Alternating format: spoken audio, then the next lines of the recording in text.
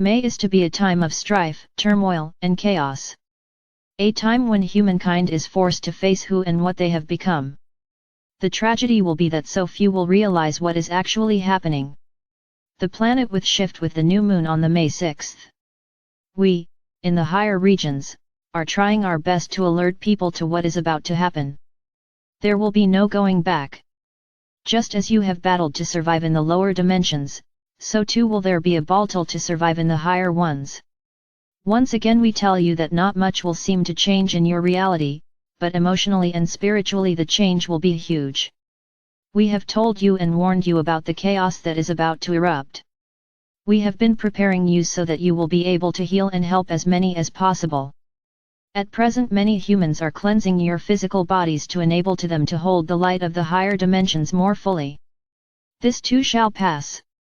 Do not be discouraged from your path, as this is what you choose to do and you do it so well, beloved ones. When it gets too much, call on me and I will relieve you of your burden for a time. You also need to use the golden energy more fully. To use the energy you need to ground it by allowing it to run through you and into the ground.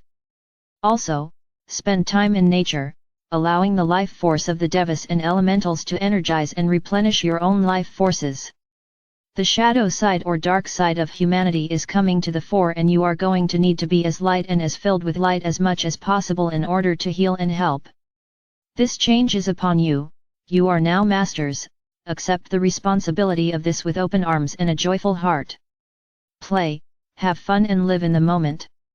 Allow all that is wrong and negative to flow through you. Be at peace and accept your masterhood with grace and dignity like the royals you are.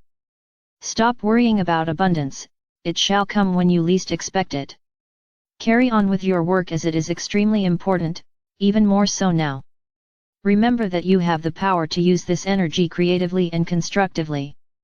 You have the ability to wallow in despair and sadness or to rise up and rejoice in your freedom. I suggest you stand up and rejoice, it is so much more fun.